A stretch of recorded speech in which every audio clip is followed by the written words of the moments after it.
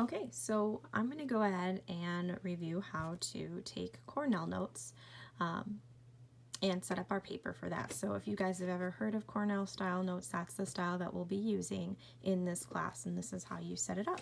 So step 1, have a piece of paper.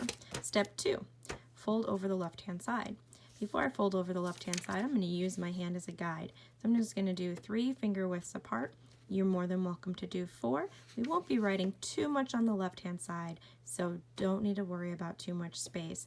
But I am going to start that separation after the perforation, just in case I am going to be tearing out this paper later.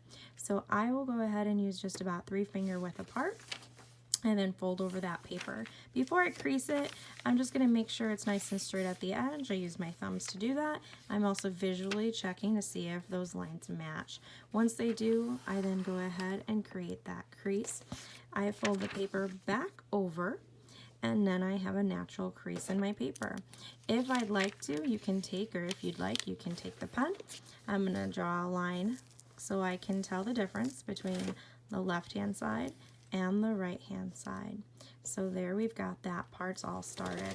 And then I'm going to go ahead and on the left I'm going to put the title of my notes. In this class we do all of our notes will have a title and they'll go in a numerical order along with our coursework, so we can expect to see numbers and then a name.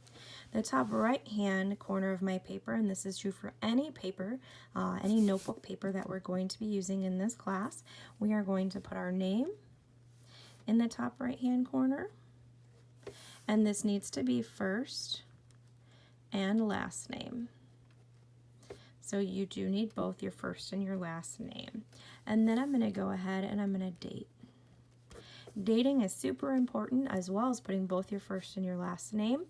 This is going to be what you do in the industry. So when you guys start to work in your veterinary facilities, or if you're already working, anytime you get a fresh piece of paper, you're going to put your name and you're going to put the date on it, so we have record of who is interacting with that animal. This is also going to help you and I keep track of when did you complete this assignment and whose exact assignment is it. You'd be surprised how many Nicoles I have, or how many Ambers, or how many Johns, or how many Derrys, or all the different names.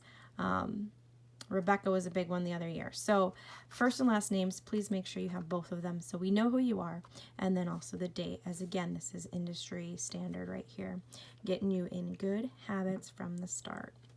Alright, so we have our left hand, right hand, we have the line, we know the title of our notes are going to be there, we know our name is in the top right hand corner. So what's going to be going on the left hand side?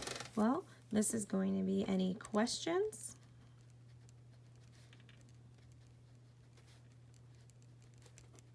so any questions about what you're learning.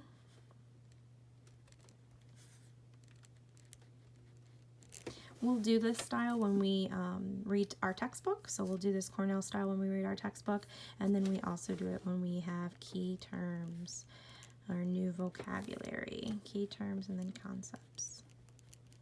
So you can see I did leave some space in between my words, and that's what I would anticipate you guys doing as well when you're writing your Cornell style notes in your own book. So then what goes on the right hand side? Well, the right hand side are going to be answers to the questions.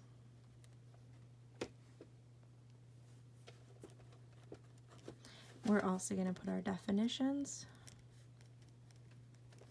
and then we'll put our understandings.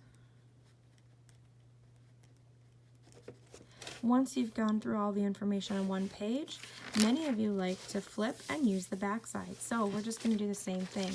I flip over, and now what I'm actually going to do is I'm going to fold this way. So I'm going to do 3 lines, right, 3 finger widths, and make sure it edges up, crease it, fold it back over, and then just draw another line. And then I can go ahead and I've got my left side and my right side again.